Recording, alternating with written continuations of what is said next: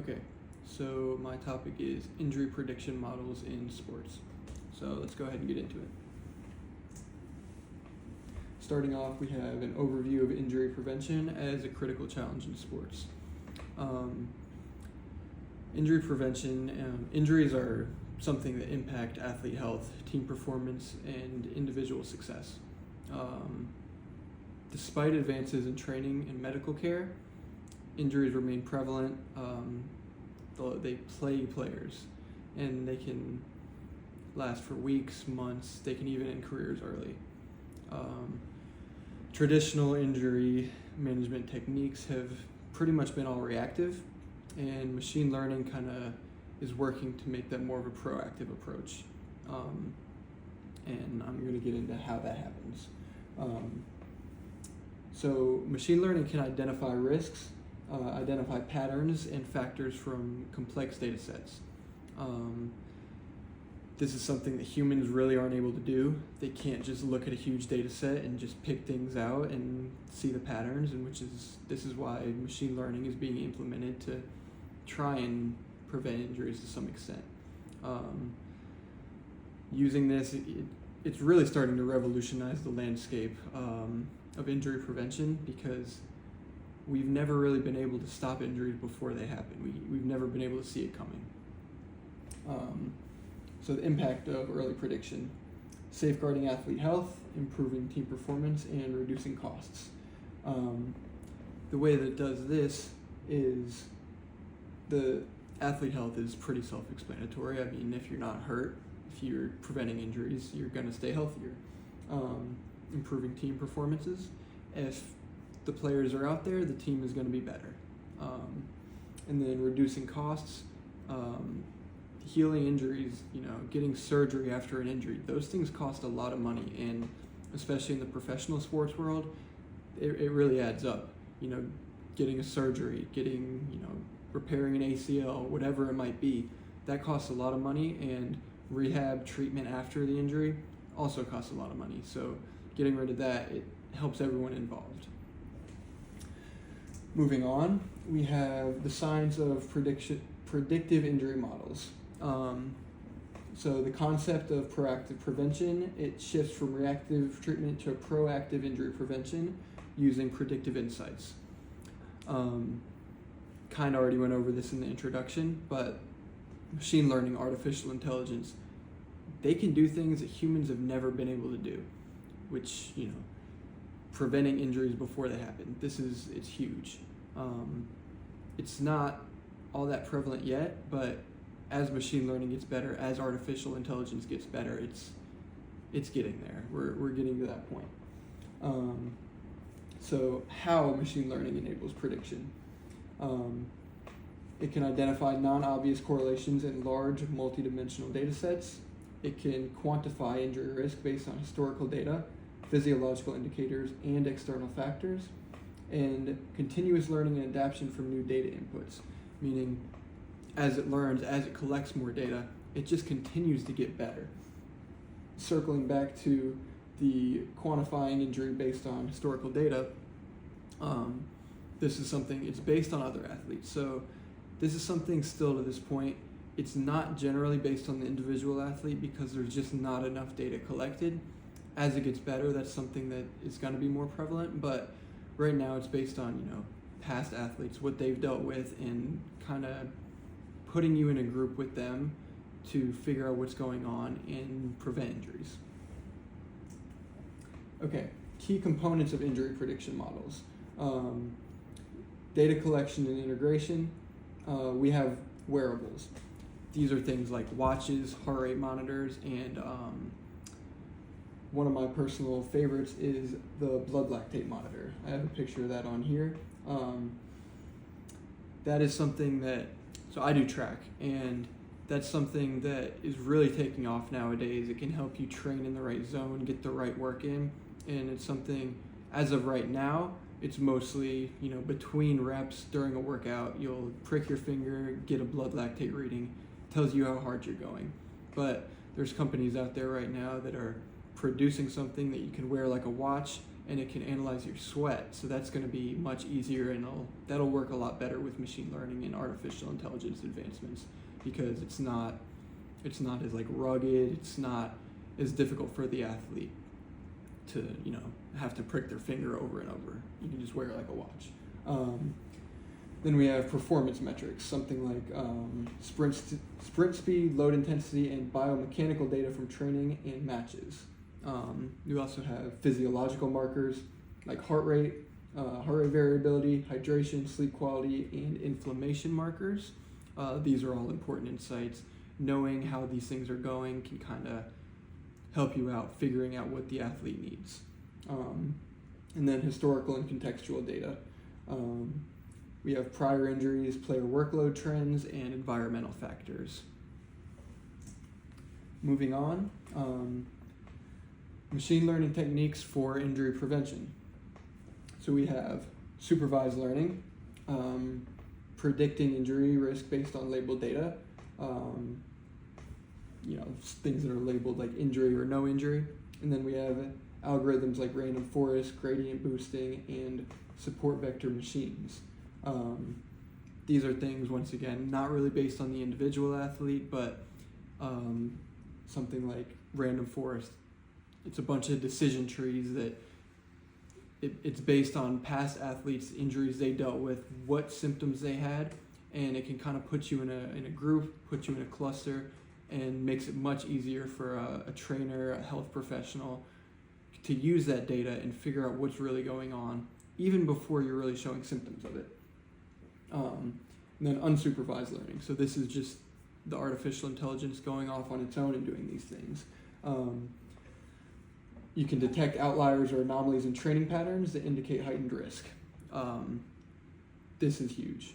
So looking at a huge data set, most coaches, people within the team aren't going to be able to find outliers, aren't going to be able to find things that are going on. But the machine, the artificial intelligence, it oftentimes is able to do that. It can find an outlier in your data. It can figure out, something's not quite right, and it'll pull that out, and someone can figure out what's going on. And then, clusters athletes with similar risk profiles for tailored interventions. Kind of just went over that. Okay, more machine learning techniques. Deep learning. So we have neural networks analyzing unstructured data like video footage or sensor signals. So this is really cool. Once again, I do track. This is something that this is the only example that really aligns with what I do, but I think it's really cool that you can, take a video of yourself running just in a straight line on the track, 5-second video, and it can analyze your gait, tell you what you're most at risk for. And not that it's perfect, it's not foolproof, but having something like that is really cool. We also have time series modeling. This is a time series chart on the side here. Recurrent neural networks and long, short-term LSTM memory networks for analyzing trends in physiological data over time. More often than not, time series is just an immense amount of data, and people are not able to look through that and find patterns, but machine learning can.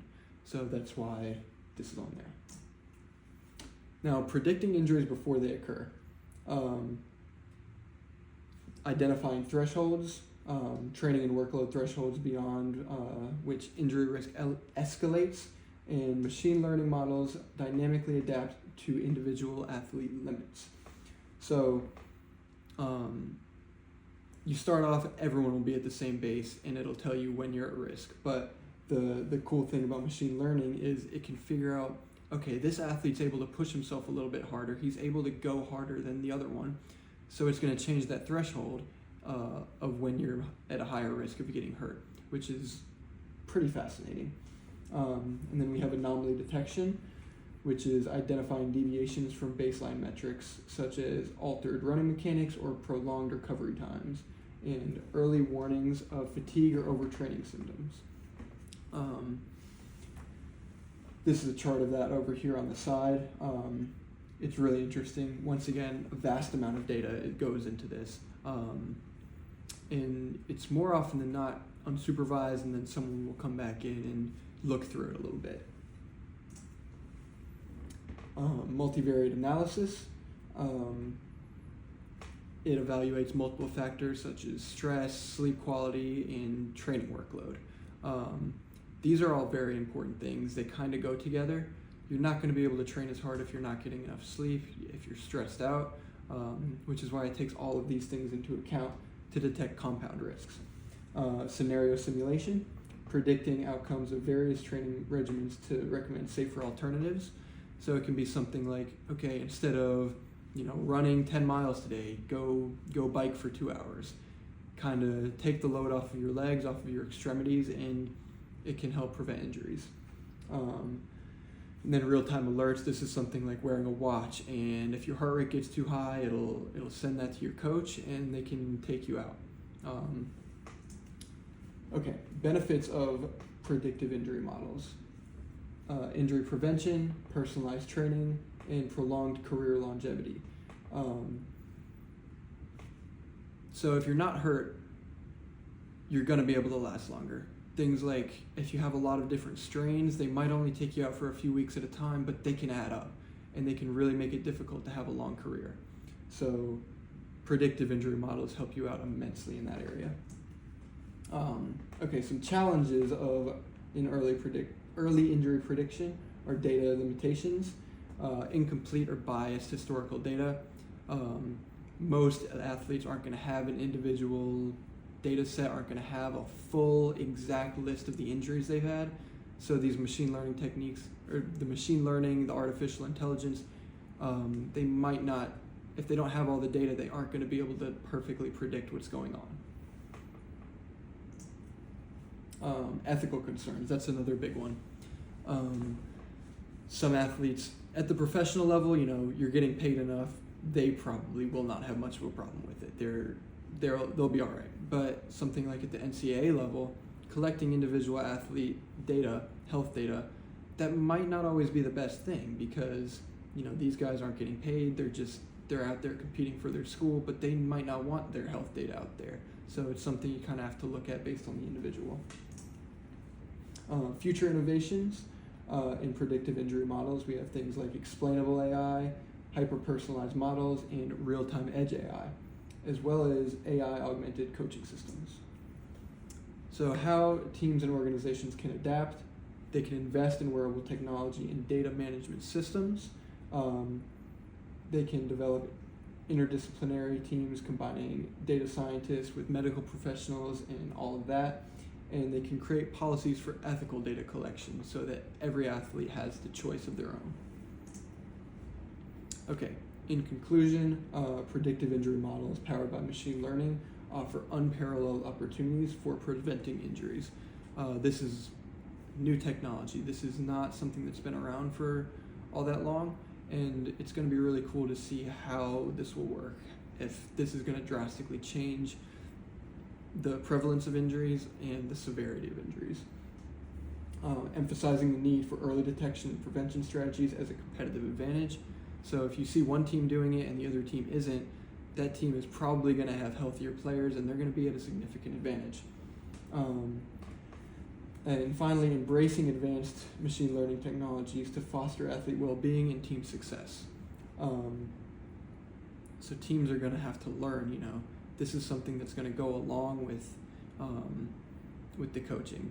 Some coaches are very hard-nosed, they want to do everything their way, but this is technology that can be integrated into the team and really help everyone out.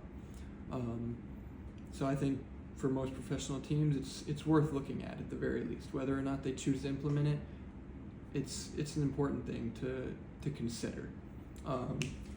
So that kind of wraps it up. Thank you for listening.